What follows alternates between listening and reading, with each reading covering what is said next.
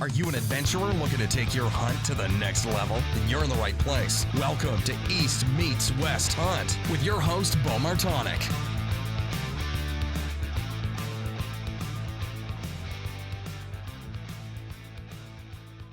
Okay, I think we are rolling. Michael Perry, yeah, welcome to the podcast. Damn, thanks for having me on. How you doing? I'm good, good. How about yourself? I'm doing pretty good. I'm trying to get used to these glasses. I had to get glasses, and then that's kind of hard to get used to, but I'm working on it. So, Yeah, yeah, yeah. that's I went the opposite way. I went away from glasses. I had LASIK eye surgery done about 8 years ago now, and it was the best thing I ever did.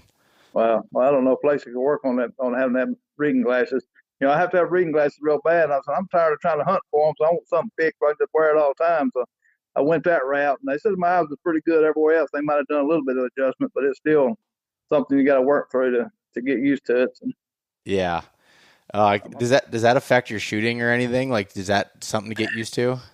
I've not today when I shot my bow. I didn't even put my glasses on, so I've not tried anything with the rifle yet. So we'll find out. So if I can I don't really worry about that as much because you can adjust that focus, on the rifle scope, and to Yep. take care of that because I don't really want to have to worry about my glasses fogging. So I've heard Yeah. so many horror stories about that. So if I can get around it without doing that, I'll just keep some readers in my pocket if I need them for something, then hunt without them. So. Yeah, just keep the small ones and like those little ones. Like my dad carries these ones in his pocket, so when he's looking at his phone or whatever, he can pull them out. They just sit on his nose, and then doesn't need them for shooting or doing anything there. Yeah, or just do that. Yeah. Yeah.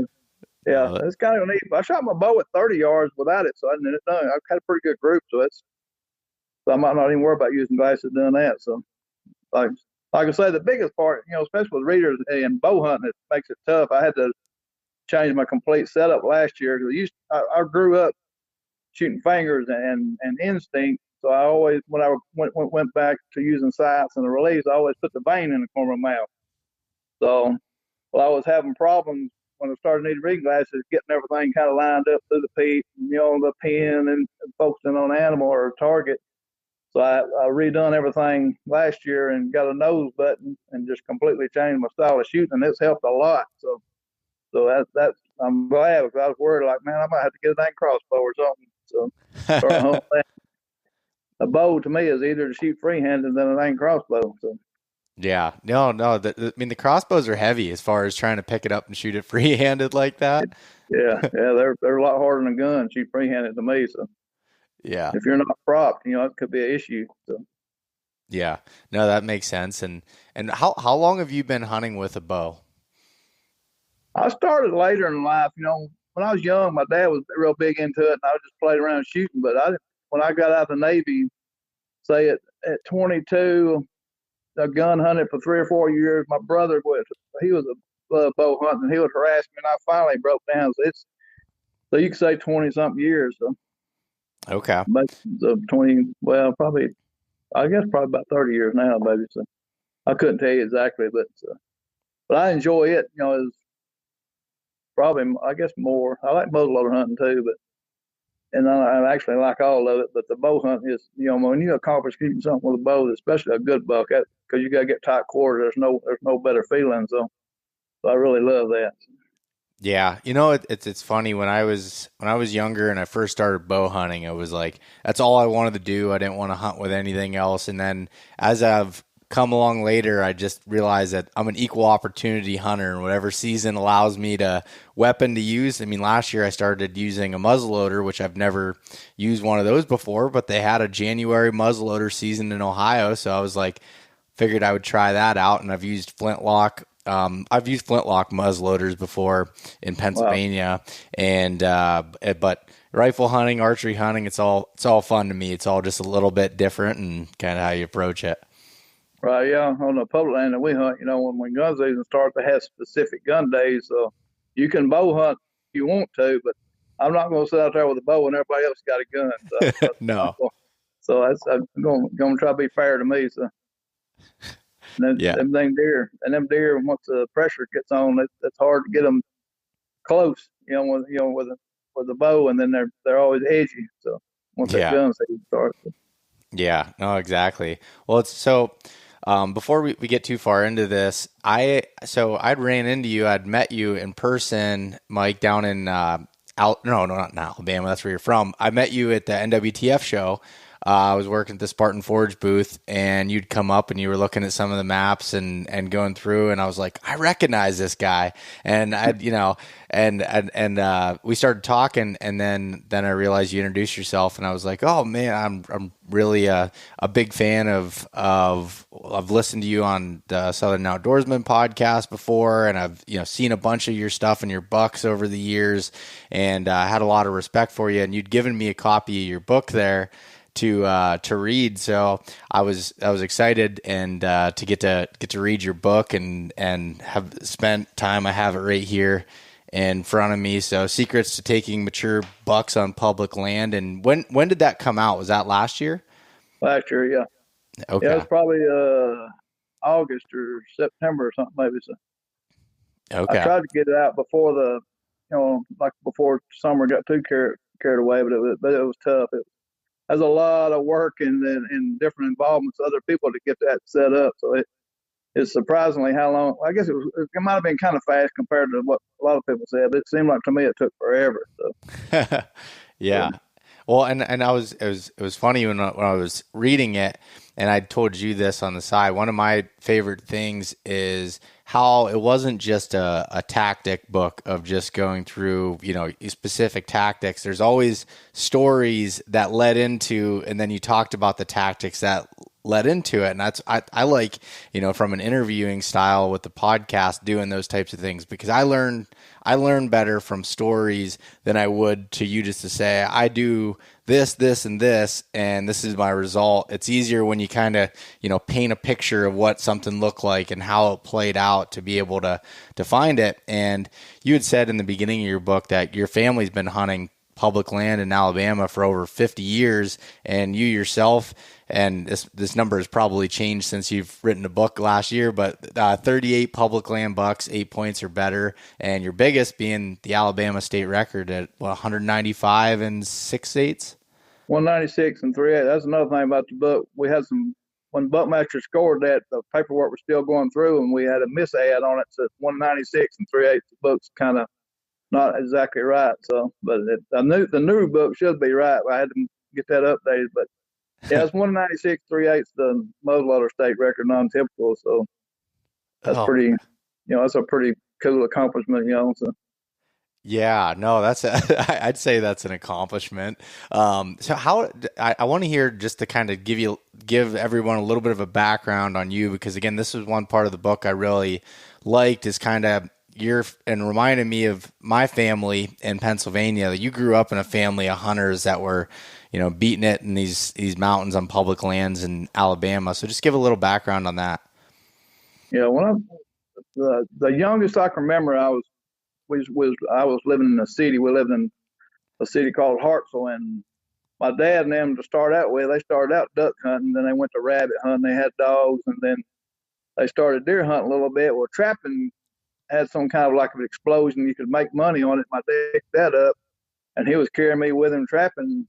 And I said, well, I want some traps. And I was like bicycle age. I was maybe 11 or 12. And he fixed me up 3 or 4 traps and, kind of jokingly, and had me a stick to take care of whatever I caught, and just kind of put me off. So I took off on my bicycle, headed out till I got out around some pasture lands and trees and stuff. And I started walking creeks, and I found me some raccoon tracks, and I started setting traps.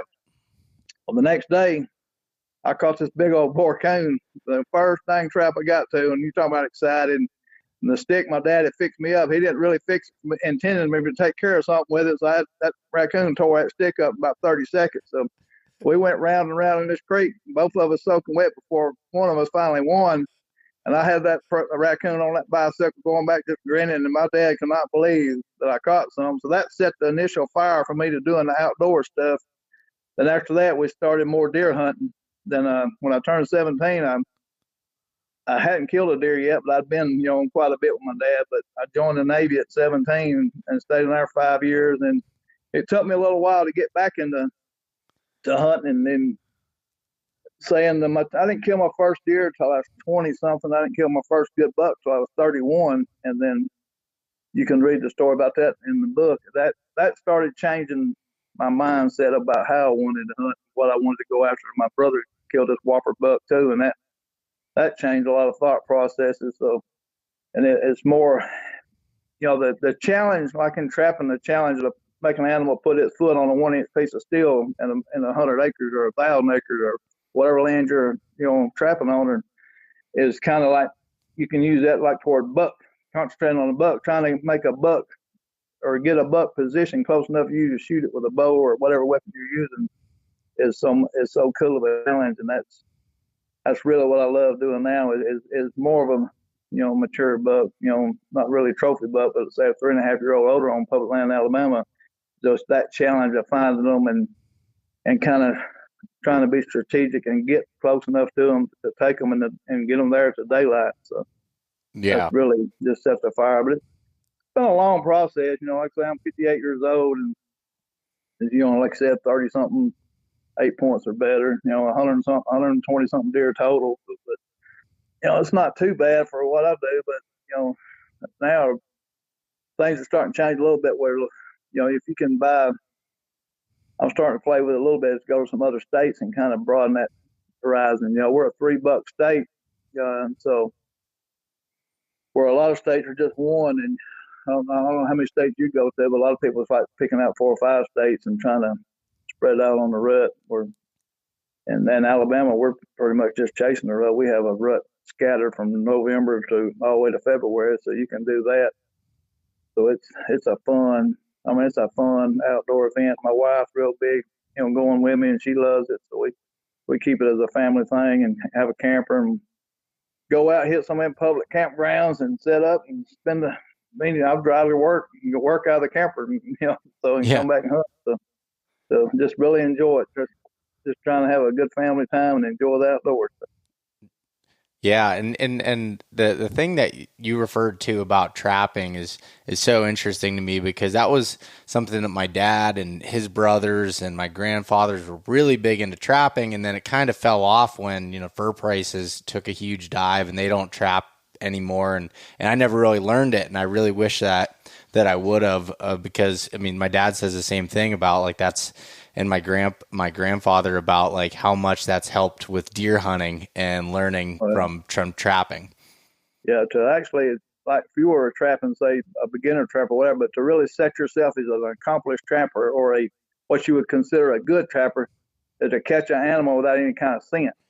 You trying to figure out how his movements are exactly and put that trap exactly where you think he's going to put his foot and catch him. And when you can figure out doing stuff like that, that really helps your woodsmanship about how animals use things. Whether coyotes is one of the hardest things there are to catch, and we didn't even have coyotes for a long time. They started populating pretty good here, and I love doing land trapping, trying to catch coyotes, because they were more of a challenge, and figuring out how that really helped about how dirt animals are more of a elusive animal, because a dang coyote can smell and figure stuff out, and they're generally running more than one in a group, and they can figure out stuff pretty quick, and it makes them hard to catch more than one out of a pack. So, but it's just an extreme challenge, and I just love doing that. Yeah, and so when you started trapping and then getting into deer hunting, did you start out by hunting some of the rugged big woods type areas in Alabama? Is that where you kind of cut your teeth, or is that what you kind of came to later in life? We spread out, like my dad and them like you was talking about that muzzleloader hunt. To kill a deer, that was the easiest thing to do, was to carry a muzzleloader, and they followed the muzzleloader hunts, and that was either sex. Most of your gun hunts was buck only, so they every time they all worked at plants, and all his buddies worked at chemical plants and stuff. So they was off every other weekend or something. So whenever they went them weekend hunts on them mountain areas, if they could find one that was a plant lock hunt or a muzzleloader hunt, that's where we were going. So we're just deer hunting. So, and the rugged part, the mountainous area, we actually got 2 or 3 places like that. That's wherever they went, that's where I was going from. So I went and learned from swamps to hills to cut over stuff, and the hilly stuff. But the more mountainous big woods area is what I concentrate on now earlier, because it's the least populated area that's got the least amount of deer in the state. and it's harder, but it's got the bigger bucks to me, the best chance of a bigger buck. So. Yeah, I mean, I would say that you know that pretty well with having the non-typical state record buck that came out of one of those types of areas, and I had heard you say that or read it multiple times in the book as far as like you look for some of the most rugged, just kind of baddest places to find some of these deer. Do you find a correlation in that? I think to get where a big buck, especially in this area that we hunt, he finds the roughest place more like a mountain goat would. Just something that he's got the whole a visual advantage and got a couple ways to escape without anybody even seeing him. So the roughest, nastiest place I can find, it don't have to be real far from the road, but it's just what I'm kind of keying on. I always start out there. Everybody I talk to, and they say, how you start out? So I always start out looking for tracks, walking drainages, rough stuff, especially after rains, and especially right after season when you can, the leaves are done wore down good and you can find tracks easier and then look at your maps or topo and trying to figure out what he's doing or backtracking. So, and the nastier, like a lot of times they'll be in the upper thirds of some hills, but that depends on what kind of food or forage you got or browse. That depends on how rough the winter was, or if you had a drought before the frost, that might make them move lower. So you just got to be able to adjust. But nastier, bouldery, just blow downs, crazy stuff that you can't hardly get through without making a bunch of noise. They love getting in that and getting on a visual spot where they can see somebody coming. Yeah. And I like what you said there as far as it sounds like you when you find an area you want to go into, you walk the drainages, you walk the bottoms and check the creek crossings as far as for big tracks, and that kind of gives you a starting point. Right. Even the drainages, you just walk them all the way up, as high as you can go. Because a lot of times they'll stay higher, crossing. So it might be a unique spot. I mean, you're just looking for one big track. Then once you find that track, wherever it's at, look at the terrain around you and try to figure out why that track was there. Ask about 3 or 4 questions. Well, why is that track pointed this way? Why is it up high, or why is it up low? Why is it by a cutover? Why is it by a pine thicket, or whatever? So ask a bunch of questions and then think, if you're the deer, why would you be doing that? And especially at that time of year. So. Yeah. How did you find the bench buck, which is what you called your 196 and 3/8 inch deer? How did you find him originally? Postseason scouting every year. As soon as the season's over with, as soon as I got days off, me and my wife or me and buddies, whatever, we'll take off and walk like the areas I've already know about, and then walk some new areas. I'll take off, start walking, and I'll take trail cameras with me and put them out and where I find a big track, like in a pinch or an edge, and most of the time I'm looking for a place that I can hunt, because I really, I'm getting data is one thing, but getting data on a place where you can actually get there and hunt, making sure I got access, then put a camera up, and I won't check it till the next year and see what comes through. Well, I had a camera picture of him in daylight. Probably he's about 4.5 years old in November, and I had a couple of them in February, and he looked pretty rough. He had all the stickers and stuff. He was real skinny and was still carrying his antlers. And boy, I thought, man, he'd be a nice one if he lives. And I showed a picture to the biologist, and so I kind of set up for him next year, hoping he'd be alive. And I'd missed him by one day. He'd come by the day after I hunted, following 3 does at 9 o'clock in the morning. But his body got built back good, but he probably may have been 116th deer, which if I'd have seen him, I would have tried to kill him anyway.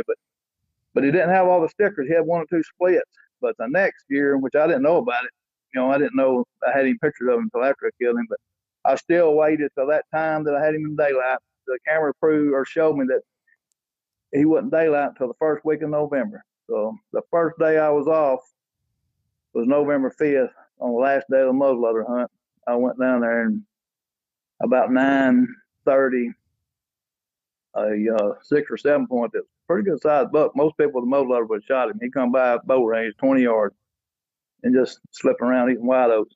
And up on the bench was above a creek crossing in between a bluff gap that goes to a blowdown bedding area. And that's one thing like I do that I kind of left out is I try to put multiple things together from a big picture of why they're crossing there, and that just like I said, he was coming across the creek crossing using this bench that was thick, going to a bluff gap, going to a point that had a bunch of blowdown, just nasty stuff that's kind of hidden.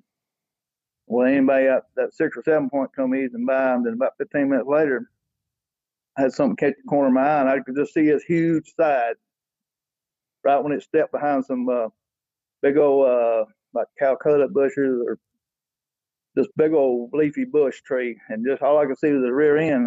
And he stood back there forever, and I got positioned, and it took him, it seemed like 5 minutes, but it probably wasn't 30 seconds for him to ease out. And I had to quick cross there behind his shoulder and squeeze. And I could see him mule kick and took off. And if I don't see him die or hear him die, I'll wait an hour. So it took me a little while to get nervous, but anyway, I gathered my stuff up because I had to pee a little bit or something, and then ended up knocking the dang bottle off, making a bunch of racket about 30 minutes after I'd shot. And well, if I already made enough noise, I just left easy down there and see if I found blood. Anyway, I snuck down, couldn't find blood where I thought I shot at. I was off by about 30 yards and started doing a little bit of grid stuff. And then I found it and tracked it to, good blood. Tracked it where he run into a tree, and he knocked bark off of that white oak tree. Just you could see time marks in the tree. I was like, golly. Then about 30 yards past that, I could see a deer laying, turned back facing me, and I could see that side that had all that hand sticker on it, and then tears started coming down because you could just tell he was a huge deer laying there, and it just, getting up there looking at him, and knew that it was the one I'd had on camera. And I've been running cameras off and on for, back when they had film cameras, so, and that's the biggest deer I've ever killed I had on camera. It's only like the third or fourth deer that I've killed I've ever had on camera. Most of the time I've killed a different deer, so, but I was so, to accomplish that.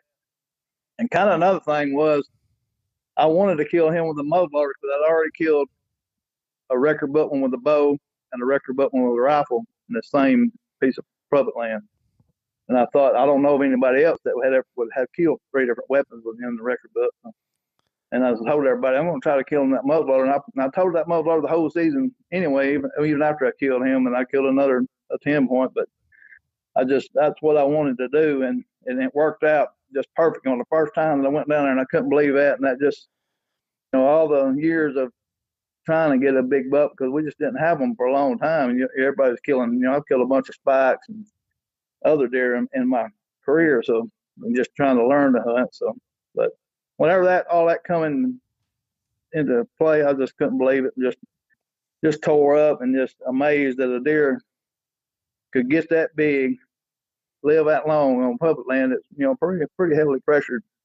Is just amazing, and I was able to put it together in daylight because I've had them on camera. We had one we had on camera that we knew was 7.5 years old, and we never seen the sucker ever. And we would get daylight pictures of him every year, and he'd always knew us better than we knew him, I guess, because we'd never seen him, and he just disappeared, died, I guess. But it's just so hard to get a deer past 4.5 years old in daylight on public land, especially down here. I mean, it's nearly impossible. They just learn so much. They learn by smell, sight, and hear so much stuff in that 4 or 5 years that they just know you better than them most of the time, because they stay nocturnal. I'm sure they get out there and they lay there and say, all right, everybody, it's nighttime. I can go around and see who all's coming to my area, know where they coming from, then stage myself where I can wait on them when the season gets here, and then just just play with them, have fun with them, just make them think they're gonna get me, but they ain't, because I know them better than they know me. So Yeah. to do that, it just makes you feel good, because it's tough. The South to me is a little bit harder than the North, because our deer, especially our mature bucks, once they get their bodies up, they don't have to eat, in the daylight like a northern deer. They don't get that cold. So once they get their bodies up, they just lay up at night, or till night, and then they can gather up, graze a little bit, and swallow a bunch of acorns whole, and then go bed up and bring them up, regurgitate them all day and eat. So we're up north, when it gets cold, they got to maintain their body heat and stuff, so they got to eat a bit more than ours do. So it's just so hard to make them get up in daylight. A doe might bring them, or somebody might kick one up. And it's tough. Yeah, and so that was when you shot that buck, was that during the rut? No, it was a pre-rut pretty much. It was November 5th. Most time they've had early conceptions date like November 13th in this area, but most of the time the extreme action is to be like around Thanksgiving to the first week of December, and I kind of think that is like the initial rut is more like a lull. They get with the initial does. You don't hardly see much unless you're right there where they at. But it was pretty much pre-rut. Okay. Yeah, because I wasn't sure as far as like I know how Alabama has so many different ruts. So I knew you said November, but I wasn't sure if that was the rut or not. But no, that did you have pictures of them that year Yeah, that you killed them? Okay. yeah. Well, I had a camera right there in that general area where I shot him at, and I had another camera like a quarter mile away, and that camera was the only daylight picture of him I had of him. It was in September. I had a couple more nighttime pictures of him, and he actually come by that camera that day, but he was below it. That 6 or 7 point, I got him on camera. I had a picture of him when he come by, but that big buck stayed below about another 20 yards down. So he's about 40, 45 yards away when I shot him. So, but he just stayed out of. That's another thing about them. They don't hardly ever travel the same exact point of a trail. They be up or down. They're sharp about where they do things. Yeah.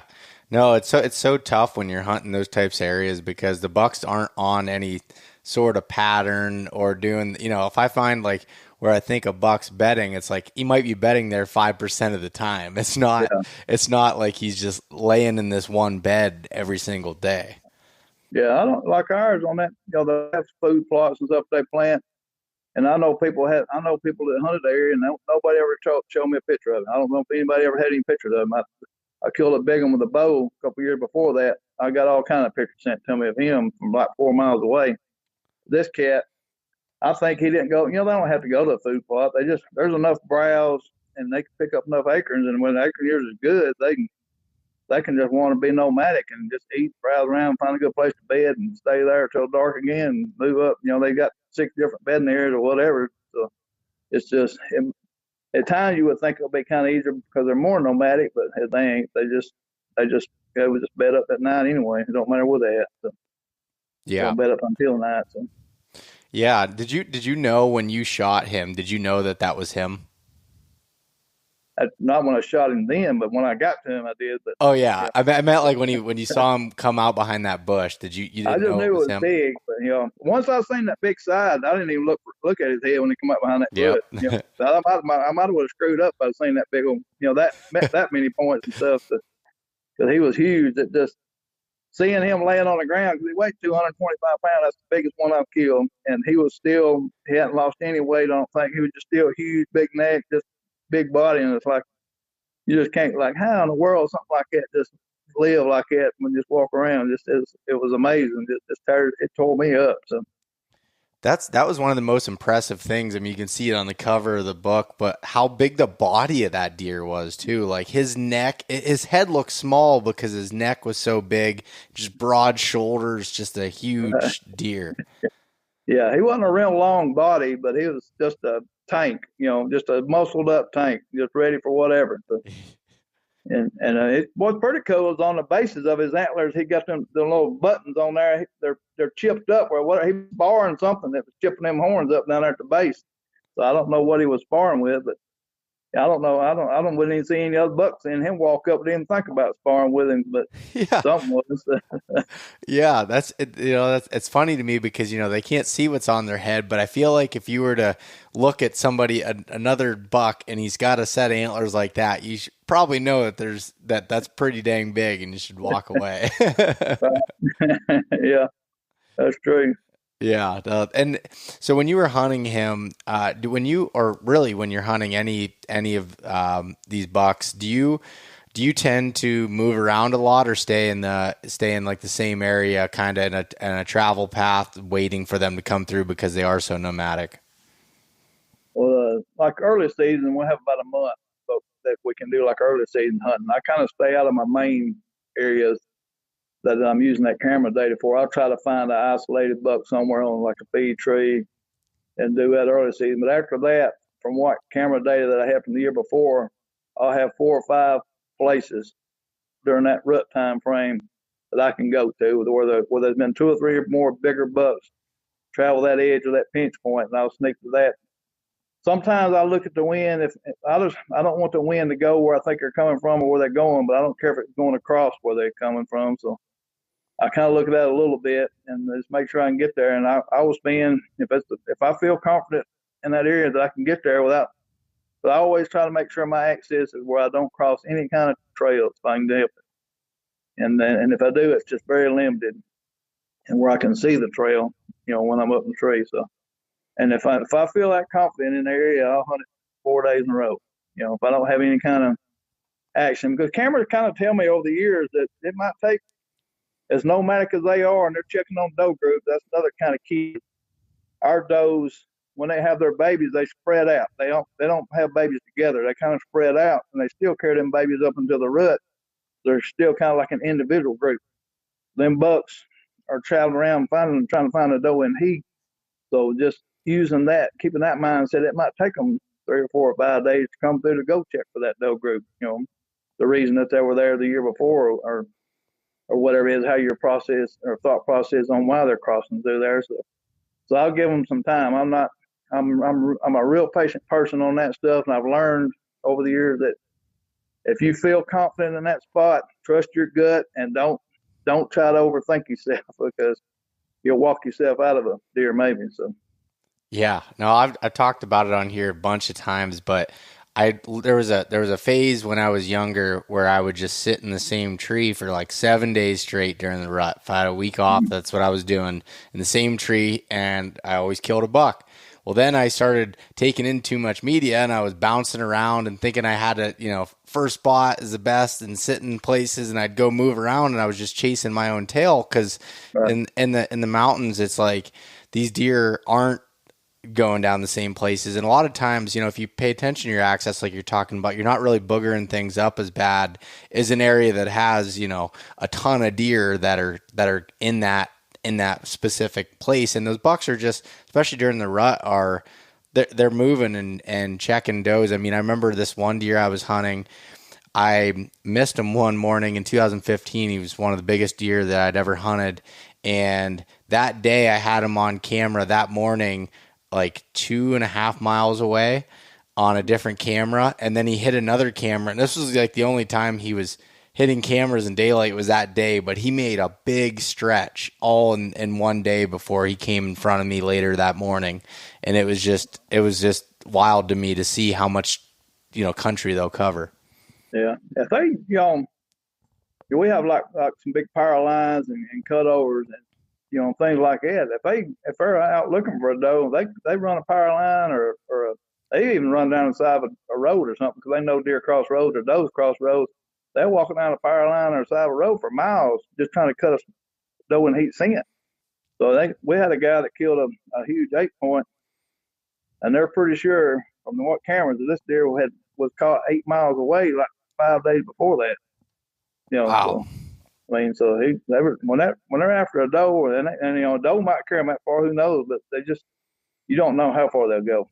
I know I've had one I killed that was 3 or 4 miles away. The guy on camera. So, and then most of the time you'll have, bucks on my trail cameras that only have one picture of. They just come through at one time, one certain time frame, just checking for doe, and you don't see them again. They might have come by and not by the camera, but you won't see them again until the next season, because they're out of their home area. Because that's another thing you kind of got to think about is hill country and mountain country.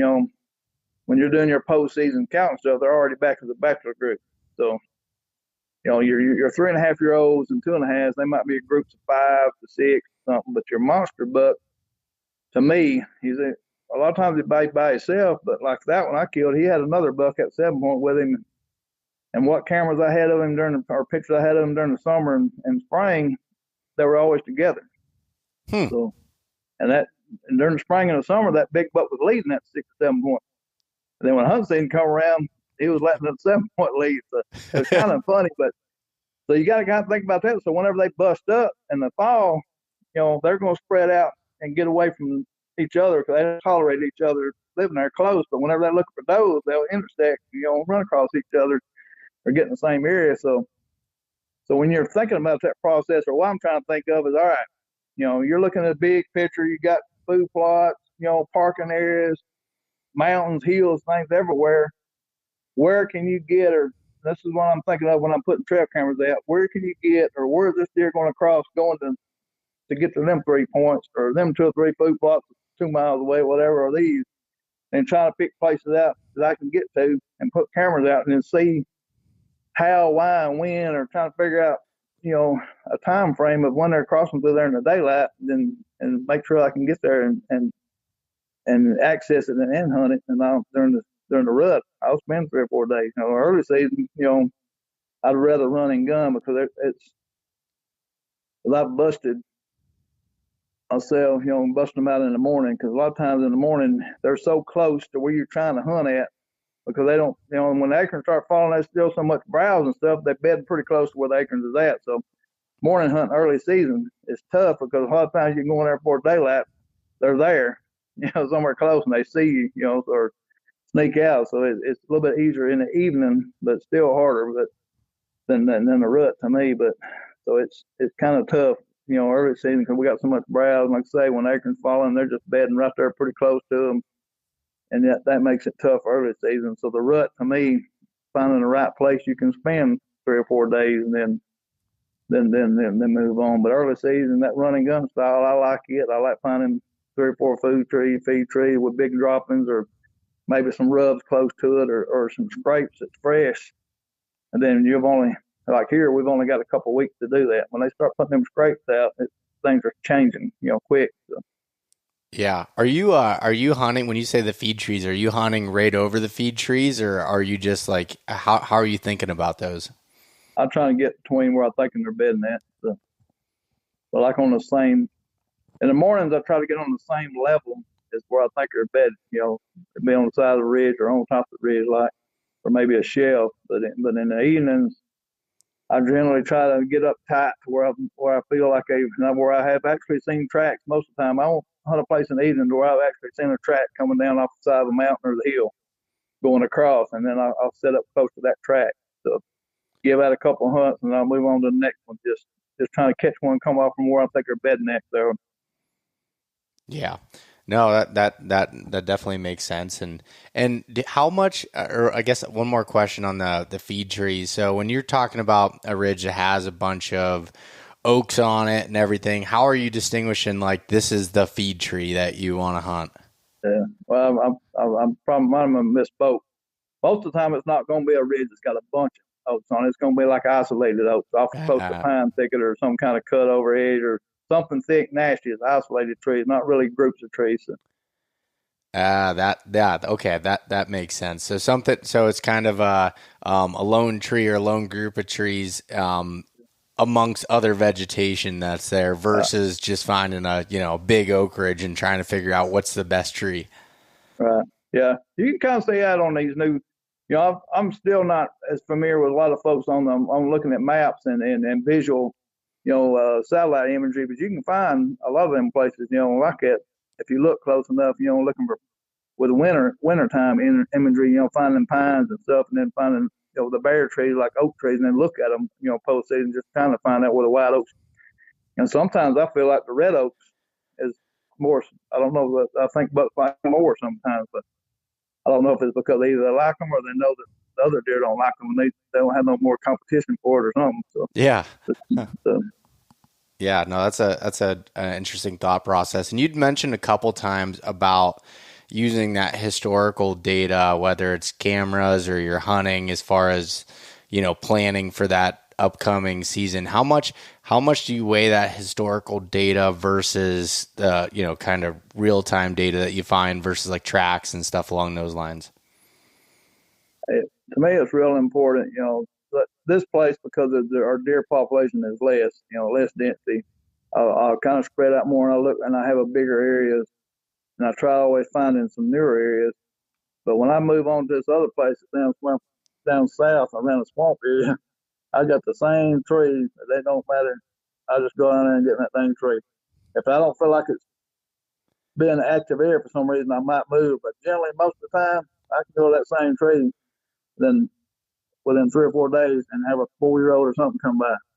and get an opportunity to, and see plenty of those. It's just I just learned over time from this swamp area, this in between, some food plots and some old cutover that leads up to some points that were fine points that got sage grass. Them does like bedding on when it's cooler, and them bucks will cut the edge of that swamp going to check them sage pockets out. And just if you're patient, you'll want to come by if you don't get in there right without spooking them and patient, you'll have one come by. So I don't know. I killed a 4.5-year-old 6-point this year that's down there like on the third day or something. And but just about every year, every other year, I'll kill a buck out of that tree. So I've caught and I've killed 40 out of that tree. So and a bunch of 100 inch, 140 is pretty rare down there, but a bunch of other like 100, 110 inch, good bucks for there. So yeah, no, that makes sense. And so how do you keep track of all that as far as like, well, that tree, obviously, you know where you're going into, but you go to an area and you have historical data there. Oh, right there. There it is, the journal. All that right there, all the data.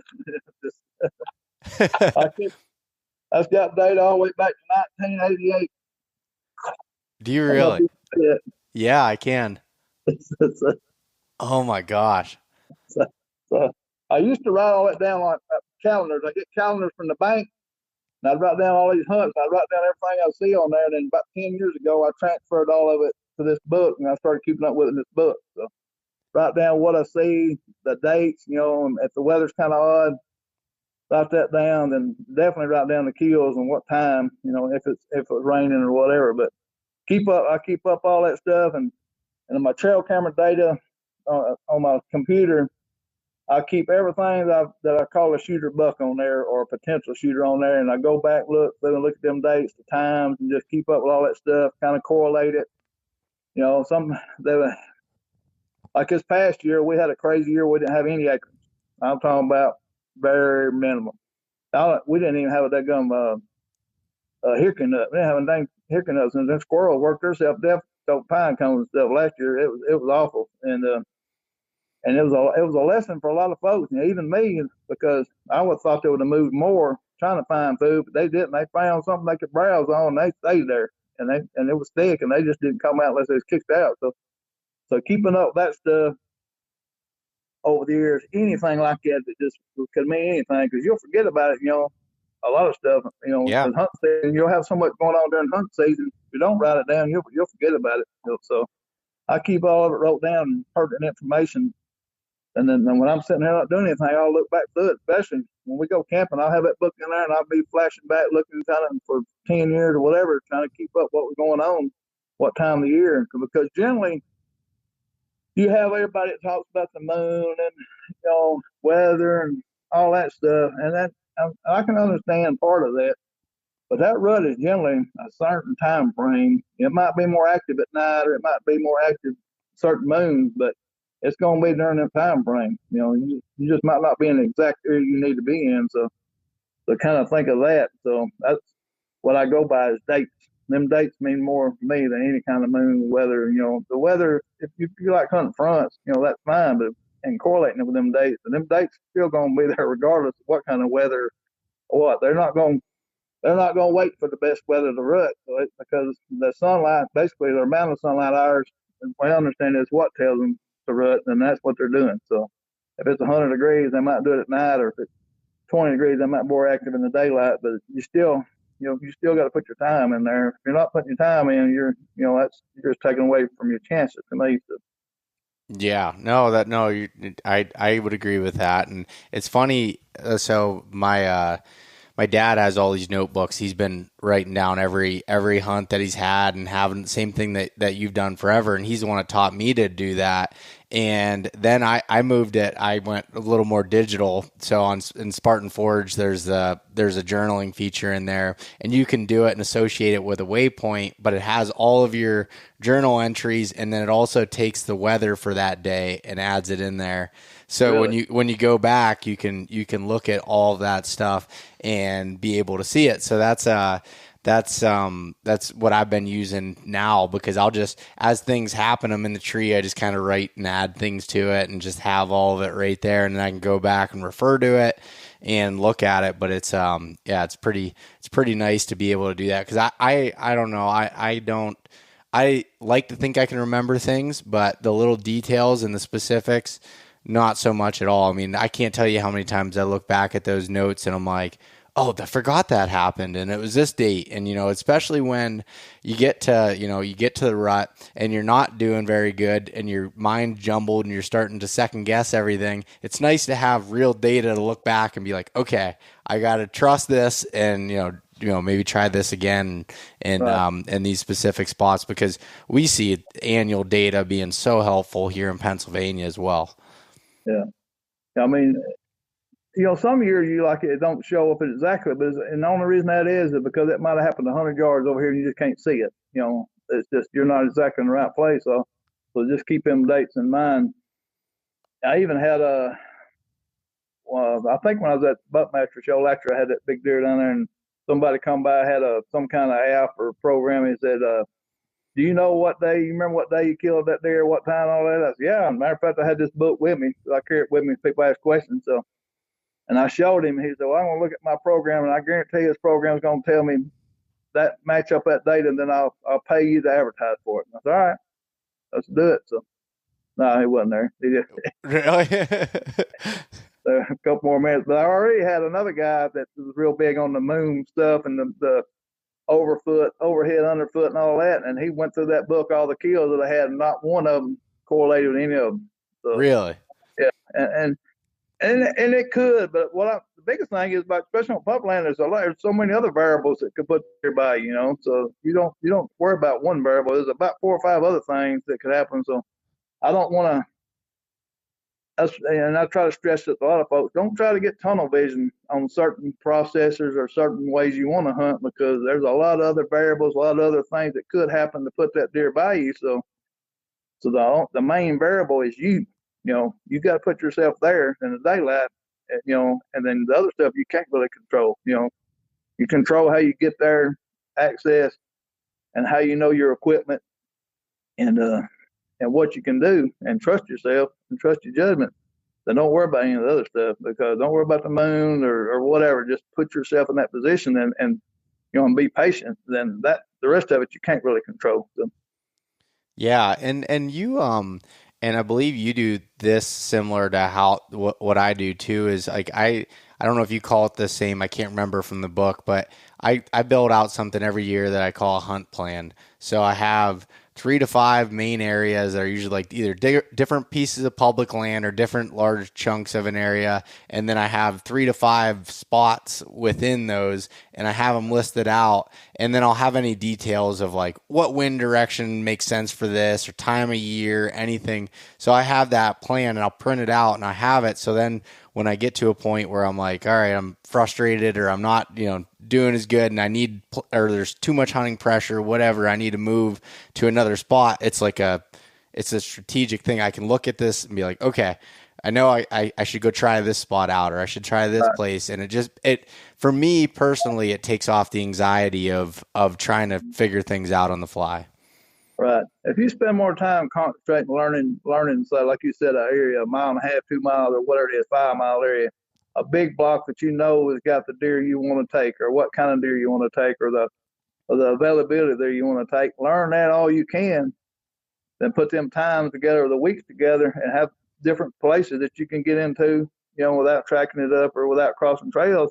And you can move like that. You can spend 4 or 5 days in a place that's a previous producer or whatever, but you also got 3 more places that same time frame you could sneak in there too. You're just saving them. Don't if you can go to 3 different places in that week, then you don't burn all your places pretty much. So yeah. So just be strategic, just like you said about that, and patient, and that works out good to me. Is the biggest thing is learning your area, and sometimes when you check out a place for 2 or 3 days and it ain't just jiving up, you can always just sneak in there and then see and hunt your way in, then hunt there. If it ain't there, you just wasted one day. So I mean, you got other days, but just be more strategic about it and have your plan just like you say. And I always tell myself, stick with that plan because your plan, it's worked for you from, as successful as I've been or whatever. It's always sooner or later worked out for me, and stick with it no matter how bad it seems it is. So. Yeah. Oh no, that makes sense. And do you and you hunt with like a group of people, not technical. I mean, I'm not saying like you're hunting with them in the tree or anything, but you have like a group, including your wife and others that you kind of help each other out Right. and do that kind of stuff too, don't you? Yeah, we got a network of people that's hunting the same area. They might be 5 miles away, whatever. But we're all kind of sharing information about what we're seeing and how we think the movement is. And if somebody kills one, we'll get contact, we help. So you need that really. It's, you try to be a little bit private about some things, but you really need a good group or network of people that you can trust and do that and build that relation with to get through them things. So, and that helps a lot. So yeah, we got say 5 or 6 people. So yeah, I think there's a picture in that book with 4 or 5 that helped get that deer out. So Yeah. that kind of a group really means a lot and helps a lot. So my wife is the main, she's my main partner. Over the years, before she got hunting a whole lot, when my son was in school and she was taking care of him, I went through 2 or 3 people, but they just didn't have the patience or didn't want to deal with the ruggedness and of my thought process was, because most of the time I'm not seeing that many deer. And the way I do it is, if you're seeing too many young bucks, whatever, you're kind of probably in the wrong spot. So, and when you do see one, or it could be a big one. So I went through several, hunter partners, whatever, just or they had other things going on, whatever. And then when my wife started hunting, and my son's out of the house now, so she's my main partner. She sticks with me, scouting and everything. Bad weather, cold weather, we got to carry a camper and do that. So we used to tent camp all the time. Now we just, camper is a lot easier. So we got a few adopted dogs that we carry with us. So we have a good time just making a family thing. And we'll have people come out of camp. We'll talk, and share stories, and, look at deer. People come by and bring deer in the back of the truck, whatever, and look at them. So it's a fun thing. That's one of the coolest things about this, the outdoor relationship you have with all these people, the stories and the camaraderie that you have with all these your buddies and friends. So. Yeah, no, I like that, and it's kind of like a mobile deer camp, where like we have a deer camp that's stationary where everyone during hunting season, there's always someone there at night, and everyone's coming up, and whenever someone gets a vehicle or gets a buck, everyone's texting everyone, and all of a sudden vehicles are coming in and out of the driveway, coming up and checking them out and standing there and telling stories. And Yeah. it's a little different. Mine's all my family as far as my network, I'll call it. But as far as anybody shoots something, it's like, the text goes out and it's like, all right, when do you want to go in and start looking? And then, people come in and do that. We all hunt different areas essentially, but like we all have our own spots, but we all go help each other out when it's needed. And I love being able to do that. Yeah, it's amazing. Like, we're just camped on like a primitive hunting camp. We carry a generator with us, and we've got, a pretty good popularity or following now. That if somebody kills something, then they pretty much know we're camping there, and anywhere on that 90-something thousand acres they kill one, they're coming by to show it to us or talk to us, and we enjoy every bit of that. That's part of what Oh, makes it that's fun. great. Yeah. Yeah, that's really fun to be able to have that and have everyone come by and see them, and it's I don't know, that's really cool. And I just find so many similarities now that you're the third person in a row here that I've interviewed that's from the South, and I hadn't interviewed a bunch of people from the South in the past until I realized it's like there's so many similarities with hunting traditions and hunting styles and the terrain. And yeah, there's, the differences that come in there too, but at the same time, it's like there's so much of those similarities. I was talking to Jacob and Andrew, and I was like, they told me like, you should come down and hunt with us sometime and, camp out and just, go hunt for a week or whatever. And I'm like, yeah, I'd love to do that. That'd be fun. Yeah. Come on, do it. That'd be fun. I'm telling you. Yeah. Yeah, I think you just talked to Shane Parker not too long ago. You talked to him? Yeah. Yeah. Yeah, Yeah. I met him. I finally met him in person at the Mobile Hunter Expo and talked to him a little bit. He hunts a similar style, but like a different mountain range. And so that's neat. So it's pretty cool how you hunt. Got similar tactics and all that. Then when you talk to somebody else and they're doing kind of the same thing, and you get to share strategies and stories, and it's real neat. So, Yeah, no, and I love, hearing it. It's crazy to me. Like, one question I had earlier was, you were talking about how Alabama didn't really have many big bucks a while back. What changed, do you think, like with that? Because you still can shoot a lot of deer in the state where, in Pennsylvania, I really believe that it's both the antler restrictions that they put on, and we're only a 1 buck state, and then also the forest management. There's a lot more timber cuts, they're creating better habitat, and then the deer density is lower, so they have better food and everything than it used to be. But I'm curious to hear what you think about in Alabama. yeah, we got a bunch of deer. The biggest thing that's helped to me is a lot of the TV stuff and a lot of the social media stuff is showing the capabilities of what you can kill. So there are people that even before they change, used to we kill a buck a day every day, and it matter. From October 15th to January 31st, you kill a buck a day and a doe a day every day, and there were still big deer getting killed. So. But as TV and stuff come around, even before they change the limit, people were seeing what they could kill. And while you're hunting bucks with them, we only got, say, we're less than 1 million acres of public land, say 700 something thousand, I think. So most of our land is private, and a lot of hunting clubs.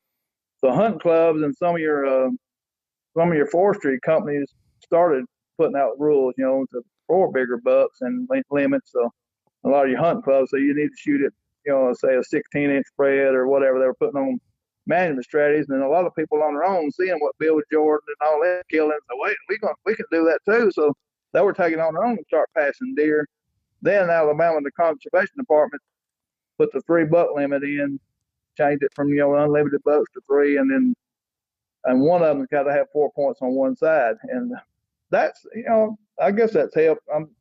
I kind of worry about that a little bit because sometimes when you say that, people say, "Well, I got to kill 3." It's like a challenge, So Yeah.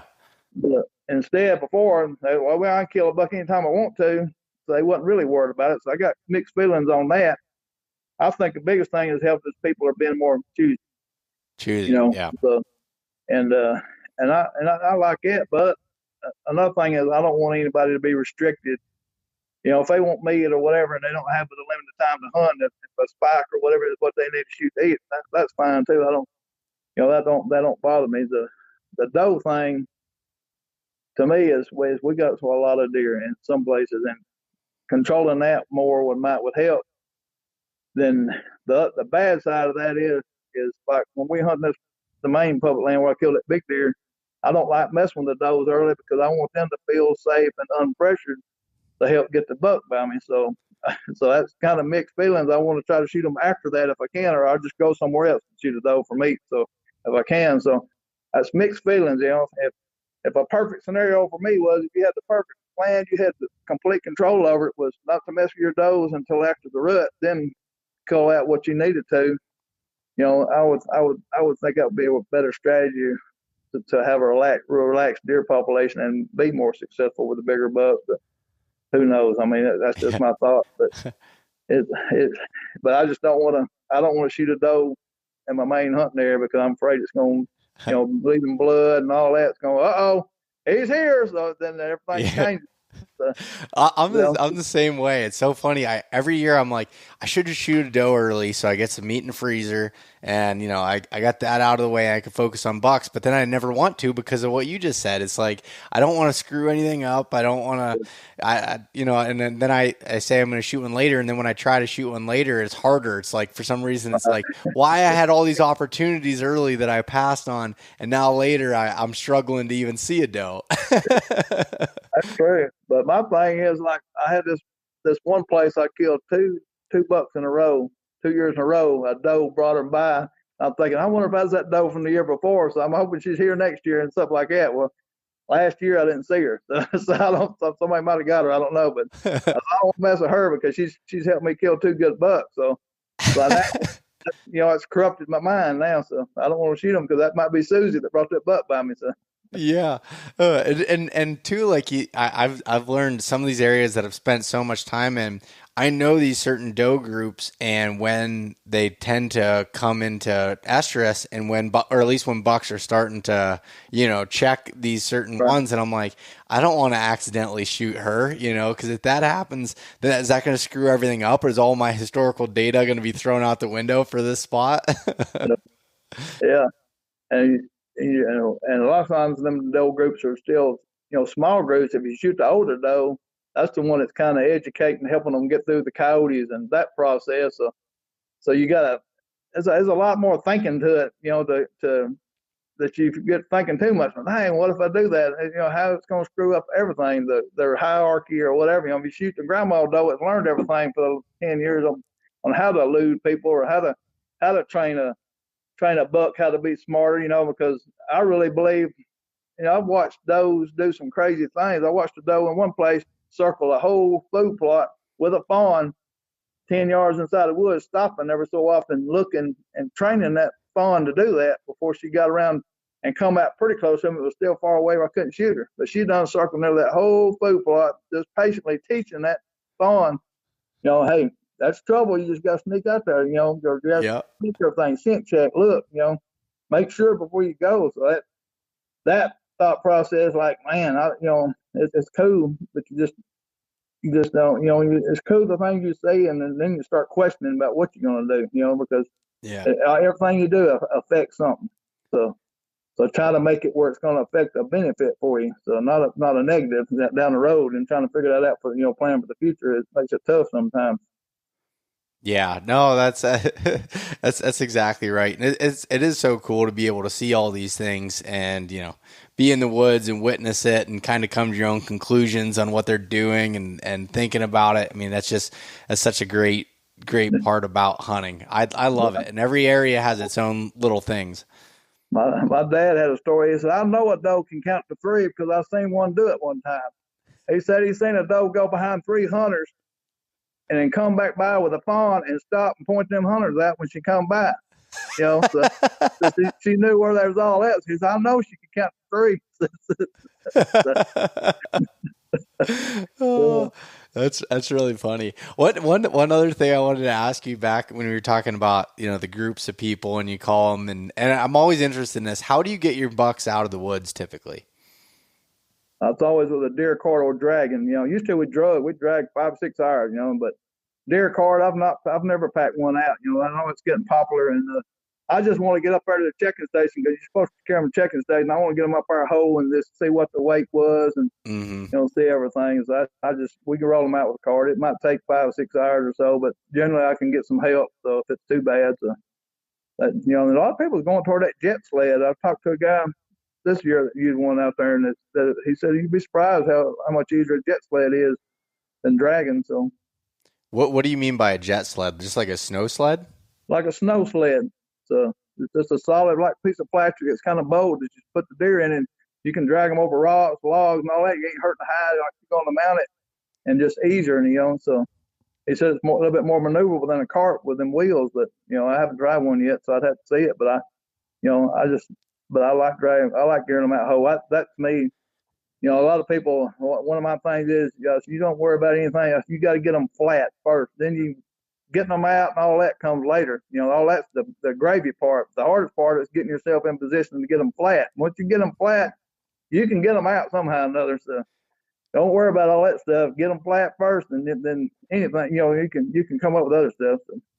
Yeah, it's funny because so when I started hunting out west and learning, packing deer out and stuff, and I was like, oh, this is great, and I started, doing that in Pennsylvania, but then it was like one of the biggest things for us is we get back to camp and we hang them there, and everyone comes by and looks at them and does that, and I'm like, well, I'm kind of missing out on that. I'll never forget in 2017, I shot one of the biggest bodied bucks I'd ever shot. And I was by myself and I had no cell service. And I'm like, I got to get him out of here. But I was like, I want to show everybody at camp. And I had my frame pack and I could have cut him up. And I was like, I spent the whole day dragging him out through these clear cuts that had all these branches down that were tough. I'm trying to keep the hide off it. Cause I was going to mount him and try to get it up. And it's just funny to hear that. But I ran into a guy and in gun season one year, way back in, and I talked to this guy for 20 minutes because he's never seen anybody else back in this spot, and it was my first time in there. And he had a sled that was that would roll up. It was like a snow sled, but it rolled up, and he had it on the back of his pack. And he said that's how he gets the deer out of this place, because it was rugged and it was back in there. But we've used deer carts forever. That's kind of been my family's thing too. We've also taken logs and then you put them over your shoulder, another person behind it, and tie the deer up around that. That's part of the enjoyment, like dragging with somebody. You drag a while, stop and talk and tell a story. You'll talk more probably than you drag. And it's kind of funny. Me and my brother was in Wyoming public land hunting, and he killed his first ever mule deer, and his only mule deer, like a 3x2 or something. No monster. Like a 2-year-old. And we toted that thing between us off and on 7 miles. We'd stop and talk and tote. We had packs. We could have packed that thing out, but we're just so used to the Alabama thing of toting them or dragging them. But we'd throw that thing on our shoulders and we'd walk, stop, talk, drink water, for 7 miles away from the camp. But it was fun. That's just part of it. It's just part of the experience. We enjoyed it. So. Yeah, no, and that's always been my thing. I never think of, when I go into an area, how am I going to get a deer out of here? That's always an afterthought. I don't even want to think about it. Just get it down and then worry about that. Yeah. Now, if you elk hunting or moose hunting or something like that, that might be different. But yeah, I was just gonna say that when I go on my moose hunt this year in Alaska, like that's a little bit different. I can't just go 5 miles away from camp and shoot a moose and expect to get them back. Yeah. That's a whole different animal right there. Yeah. No, that's true. You've done some Alaska hunting, haven't you? I've been to Alaska 3 times, 2 brown bear, coastal brown bear, and 1 black bear on the same hunt, and an Arctic grizzly bear on a different hunt. So very cool hunts. I mean, Alaska is, if I could go there every year, that's one of the most amazing places they are. And if I was a young guy, man, I would think about moving out there somewhere for about 6-7 years and try to hunt the sheep and the mountain goats, moose, caribou, black-tailed deer, everything they got, because you can do it. If you live there, and they just got so many different kind of unique animals to hunt, and it's a very unique place. I'm trying to get my wife out there just to tour it, because it's so diverse and different types of mountain escapes versus the tundra and tussock and all that stuff is just so neat. The boreal forest down there on the coast and by the ocean. Like one place I went, the main camp was right by the ocean in the Prince William Sound area, and we ain't been off there's a 30-mile boat ride from Cordova, and on this beach. Anyway, we got there and was getting set up. And we heard something. We're not there on that beach, and there's a humpback whale going by blowing. You're just seeing so many different things. The whales, the otters, the seals, and seeing wolves, coyotes. I mean, mountain goats, dogs, sheep, just caribou, whatever. It's just so many things you can see, and just other wildlife, the eagles everywhere, and just it's just amazing. You can be sitting on a beach and looking at snow-capped mountains is one of the most amazing things to me. That they are. And then the other thing is hunting an animal that's so big that it can take off faster than a quarter horse. Run 40 mile an hour and can get you anyway they are to get you, and you're sleeping out there in a tent with them and then hunting them. That I really love stuff like that too. So. But I've enjoyed it, and I've been successful in all of them. I've killed 2 brown bears, the Arctic grizzly, and the black bear up there. And I've done some Canada black bear hunts with the bow, baited hunts. I've killed one with a recurve, and my wife killed a huge one with a crossbow, a 400-something pounder that just liked a little bit Ben Boone and Crockett on one of them hunts. And I've also done a moose hunt in New Brunswick and killed, a moose there. And that animal, when you're looking. It was I carried my bow, but you couldn't. There, they had a law where you couldn't have both weapons with you. So I had to make my mind up. So I left my bow at the camp and carried my rifle and ended up shooting this 40-something inch spread moose, a nice moose for the area at like 50-something yards. I might have been able to hit I probably could have hit with a bow. So anyway, that was a cool hunt. But you're looking through that scope, looking at this moose, and it ain't no different from looking at a deer. You just see an animal in there and crosshair. You wait for the right shot, shoot. But when you get in there and walk up on that thing, and it's, that sucker's like 12 yards long, like 1,100. I think it was 1,100 something pounds. So it just, what in the world? But anyway, as lucky as the place was at, they drove a tractor for 4 or 5 miles, got back there and picked it up with a box blade tractor or a bucket tractor and carried it back to camp. So it was by a fire break, and we could get him out that way, or they would have cut him up. But it was just luck played out that we could get him back there with a tractor. But Yeah. that's a cool hunt. That grunting and horn raking on them trees that they do is, you could feel that grunt off your chest like a subwoofer bass or something. Just Yeah. just getting, and it's like, what in the world is that? Hey, that's a bull moose coming. I heard about the grunt, but feeling that was crazy. And then he'd stop in the woods, and you hear him just tearing a tree up, and it sounded like somebody's in there with a boat paddle just wearing a tree out. And then he comes out. That's actually an exciting hunt, and them things are good to eat. That's some fine eating. So Yeah. Moose is my favorite meat I've had so far out of the wild game. It's amazing how sweet that meat was to me. The sweeter flavor.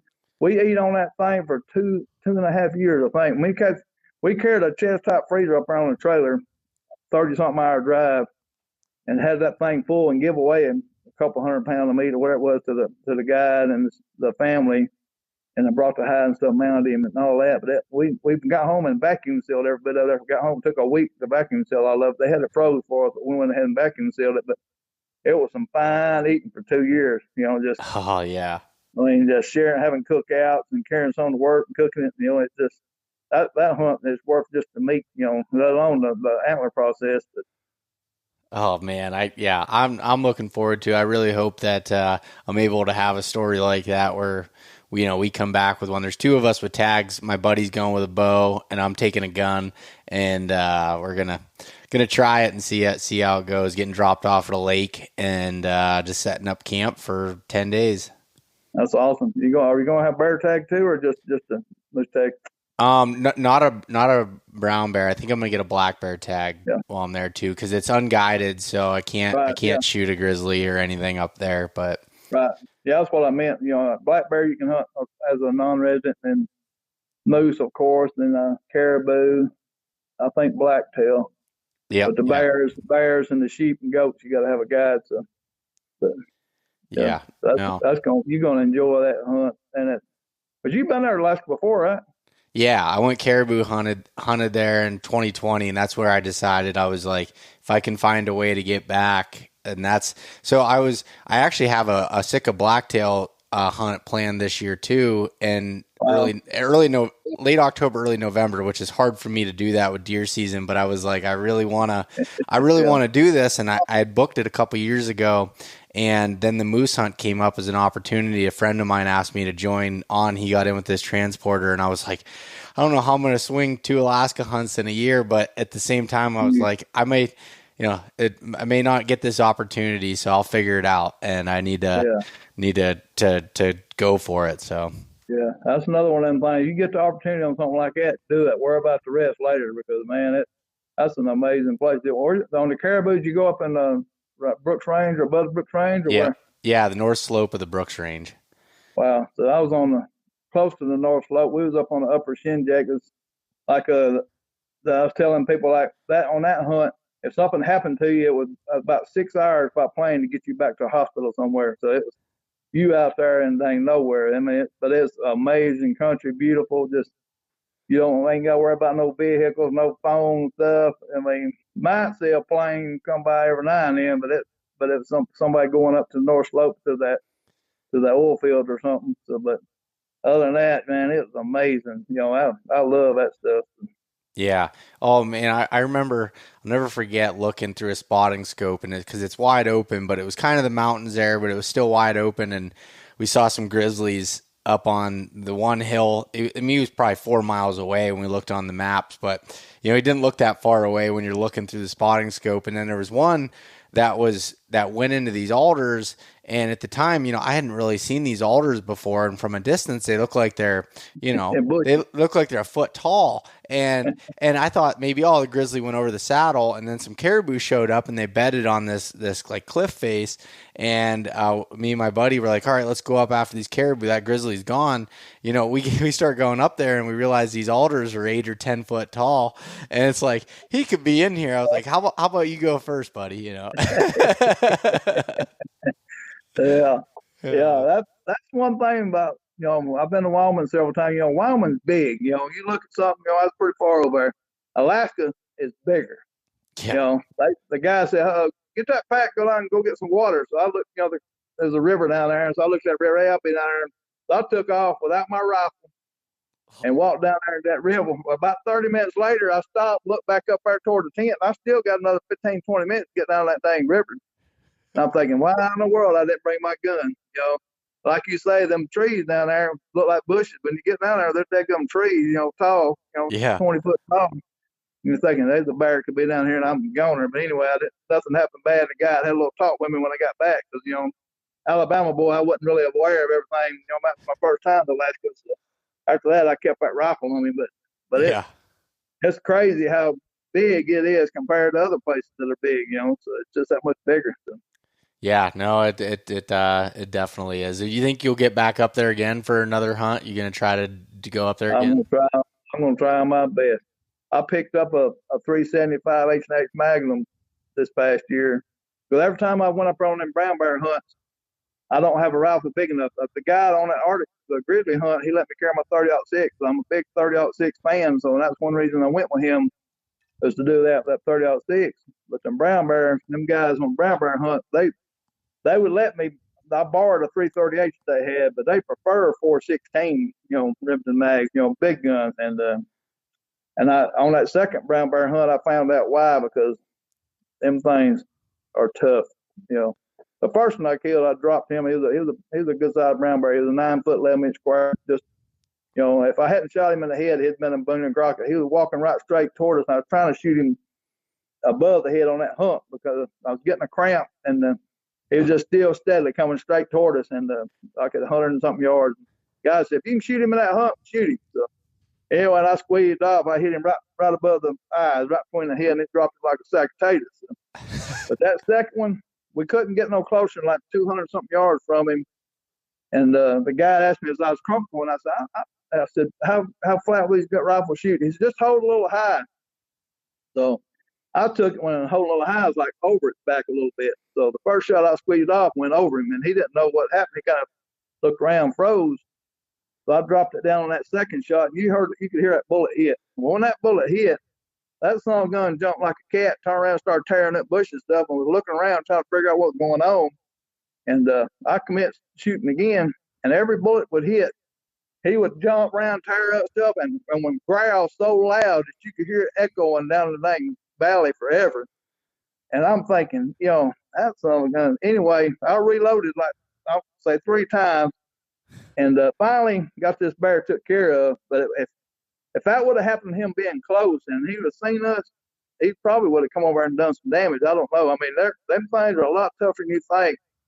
And you hear all the stories, and they said it got proof. You could shoot a bear in the heart, especially a brown bear, and their heartbeats are so low per minute that they can go a couple hundred yards without a heart and tear something up. So that's why they tell you keep shooting through the shoulder and do as much damage as you can, because if you don't drop him right there and he goes in them alders, somebody's got to track him. And them things can do, like I say, they can do some damage. If you don't drop him out there in that dang tundra or whatever, and they get in them alders, by your ethics, somebody got to go in there and try to do your best to find that thing, Yeah. Because if you find blood and you don't find it, your hunt's over with. And they have so many stories about. One story was a guy shot one, and it went up in his alders. They shot it 2 or 3 times. It went up in some alders up his hill. They give it a little time, and they start up there and they start tracking blood. Then they said, I think we're just going to wait till in the morning. So, all right. So they went back and they picked up another guy. Well, they start going up there following that blood. This one guy, the new guy that was with them, said, hey, there's a bear laying right there. Well, over there about 25 yards off the side of that trail, facing back that back trail with that bear laying there dead, he had run up that dang hill and turned around and come back, J hook back, and laid down there watching the back trail. If they'd have went on my tracking, somebody might have got killed. So, I Yeah. mean, there's a lot of thought process you got to think about when you're doing them big game hunts. But it's fun, it's cool. I mean, it's exciting, and it's my whitetail hunting is my thing. That's what I really love, really enjoy the public land stuff. I'm starting to spread out where I want to go to more states, but brown bear hunting and grizzly hunting is it's the upper food chain stuff. It's just you testing your abilities, your grit, and your calmness to stay calm to make them shots. I mean, I really love doing them hunts, and I recommend if anybody can do it, to do it, or go to Alaska somehow or another, because it's them. Up is the way you shoot a brown bear for, because most people don't eat them. They say the meat's like eating a rotten fish. They're just nasty, but it's like shooting coyotes or whatever. Because if you don't control them upper predators, they'll eat so many moose calves, or so many moose, or so many baby bears, or so many caribou calves or caribou.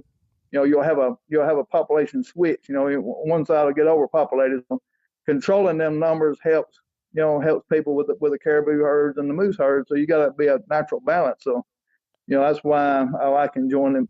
In them hunts where I don't bring that meat back, because you're actually helping other animals. That's part of the predator control. And some people don't see that, but until you do that, you'll learn that. Yeah. Now I'm going to remember this story when I'm sleeping in my tent the first night there. Well, when I'm in them tents, we sleep in them tents. And I told a guy, I've told every one of them guys that, listen, when I go to sleep, that's the only way I'm waking up is when that brown bear puts them feet on my chest, so we sleep with a rifle and a pistol. And I know y'all going to carry pistols, right? Yeah. Keep them things on you. And I can tell you another story that might freak you out more than that, is how good they can smell. Is if a bear wants to get you in a tent, he's going to circle that tent, and he can smell your breath and figure out where your head is, and will come through that tent where your head's at. So it's just so remember that. I should not have brought this topic up with you, Michael. I want you to be aware of all these things. That's how good they can smell. We watched them things hunt moose. This last place I camped at was camped on a little hill, and this brown bear were circling. They would come out way down a meadow and get downwind, where they could zigzag through them like cutover stuff, big old marshy, just willow flats, whatever. And you see them rear up every now and then, but they would just circle back and forth, smelling, trying to pick up a moose smell or caribou smell or whatever. And it was so neat how they knew how to circle away to get downwind and stuff. So they're sharp and real smart, and pretty dangerous, So yeah. we had one come into camp the last time, about an 8-foot brown bear, come walking right to us. We're standing out there on top of rocks with rifles, and it kept coming. We've done the hay bear and all that stuff. It kept coming. Guys said, step in the tent, get his pistol. So I stepped there and hit a 45 and got it, because most of your Magnum rifles only hold 3 shells. So if you don't want to do a warning shot with one of them shells, because like I say, if they come after you at 40 mile an hour, you've only got 1 or 2 shells, and most of the time them guys tell you to save one just in case you want to take care of yourself before the bear takes care of you. So but anyway, he got the pistol and shot in front of that bear at 40 yards from the tent, and that bear just stopped, like, what do y'all want? And just reared up, smelling, looking at us, sat down, and then just walked at an angle by us without running anything. Just walked by us, look at us every now and then walked on by, and never run or anything. Like, I don't care about y'all, but Holy cow. if it did care about us, he's like, I'll come over and wear you up if I wanted to, so you ain't gonna tell me what to do. So anyway, there's something to think about, and you kind of, as bad as them stories sound, but you kind of need to be aware of the stuff, because anything could happen. So yeah, I sleep like a rock. I sleep like a rock too. So like you said about the bear being on your chest, I won't even know that he's attacking, because I'll be done by that point. I don't know. Some of them carry them electric fences, but most of them guys say, I don't think they're more trouble than they're worth. So, yeah. But no, I'm just gonna.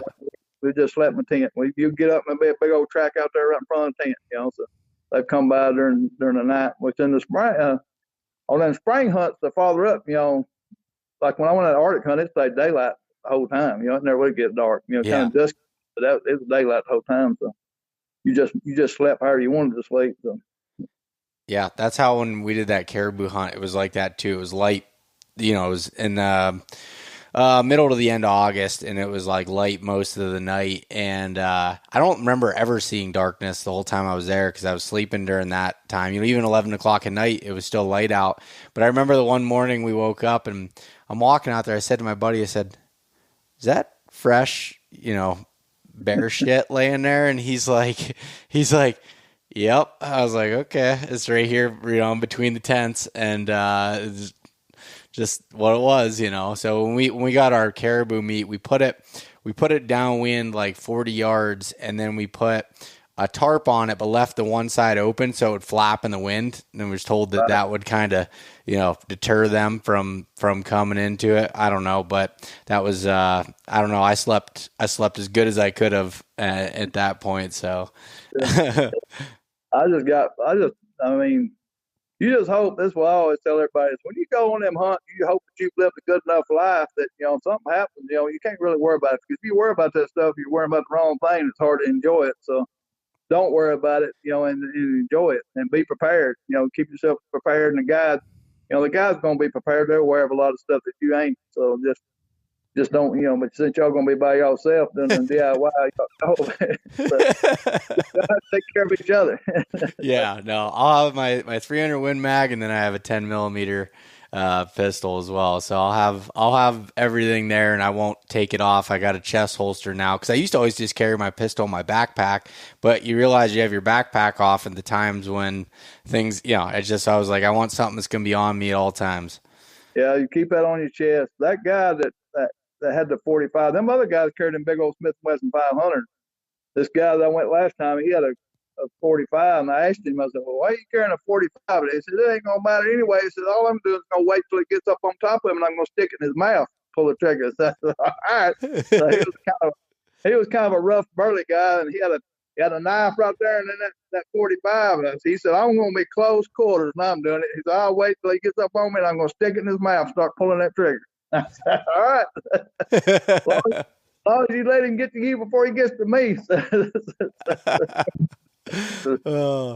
Well, this has been a fun conversation, Michael. I appreciate you taking the time and talking to me. And, I thought, I knew we were going to talk about whitetails and didn't expect to get into Alaska stuff. But man, that's fun hearing those stories and talking about it. 'Cause it's fun to get out of your comfort zone sometimes in your home state and just go and see different stuff. You learn. That's what I tell everybody. If you can afford it, that's another thing. I'm just a plant worker. I've been working at a chemical plant for 26 years. I've not really, my wife is not a keep up with the Joneses type of person. We don't spend much crazy money. So I've saved up enough money to go on some of these trips because them bucket list things, just things that I want to do. And I highly recommend if anybody that's listening or watching this, do something outside the box that you really want to do and try it and enjoy it because, you've only got a certain amount of time you're going to be here. Make the best of it, do it, and get your family involved in it or your wife, whoever. And because then, we're getting enough pressure from the antis and stuff like that. Some of the stuff we've already lost. So try to find something like that and enjoy it. Don't, some people want to do it all DIY, but some of that stuff you can't. And then, but the adventure you'll have, it'd be well worth what money you can save up to do it because there's no other place in the world that you can do stuff like this. We're blessed to be where we're at. So enjoy that and then do all you can. Do all like I say, the public land and whitetails. What I enjoy, that's my biggest thing. But I love doing something outside the box. Carry my wife with me or whatever. Go to Wyoming on public land, just anything like that. So try it and enjoy it and don't let anybody influence you a way you don't want to be influenced. So all the other negativity or whatever we got in some of this stuff, just, do what you want to do, be comfortable with it. Don't let anybody else bother you about it. Yeah, no, I love it. I think that's a perfect message to leave everyone with. And that's what I've tried to keep in the forefront of my mind as I've tried trying to do as much as I can and see some amazing places, because it's changed my life. I'll tell you that. Yeah, I really believe it. Yeah, it's good talking to you, man. I really appreciate it, and I'm gonna get back with you later. I tried to call Bill the other day, and I didn't get a hold of him yet, but I'm going to talk some more about that stuff we talked about the other day. So, but yeah, I mean, Yeah. I'm real interested in that stuff y'all got. I'm real interested in that. So. Yeah, no, awesome. And where can people find your book at? Where can they find that if they want to check it out? You can find it on Amazon. It's on Amazon to look up Michael Perry, Secrets, Deer Hunting Secrets, Public Land Bucks, or was it Secrets to Taking Mature Bucks on Public Land? So look it up on Amazon. You can find it. If not, you can message me. I'll send you one. I've sent quite a few people if they want them signed. So that's the biggest place. There's a couple of stores in Alabama has them, but the biggest thing is just Amazon. Okay. And then you also have Instagram and a YouTube channel as well. Where can people find that stuff? The Instagram is Michael Perry 9. Then the YouTube is 18 Outdoors. I just started my own channel this year that me and my wife are doing, and I'm going to get my brother involved with it a little bit more. So, but it's basically us doing different things outdoors and the hunting and some tips and tactics and maybe some gear reviews and stuff we use. But just trying to be us. It's not going to be anything real fancy. I can't afford to buy all that fancy camera stuff, and I don't. And trying to film a hunt is, killing a big deer is one thing. Trying to film yourself killing a big deer is another thing. So that's not going to be our priority. I'm going to try to get people involved in as much as I can, showing how it happens or whatever, if it happens again. But but the other part, it's just going to be us. It's going to be the real deal. That's Southern folks. Yeah. Awesome. Well, thank you again for coming on. I really appreciate it, and I'm sure we'll be talking again here soon. Yes, sir, brother. Appreciate it. Thank you. Thanks so much for listening to this episode of East Meets West Hunt with your host, Beau Martonik. For more great content and to stay up to date, visit eastmeetswesthunt.com, Facebook at East Meets West Outdoors, and Instagram at East Meets West Hunt. If you enjoyed today's episode, please review and subscribe, and we'll catch you next time.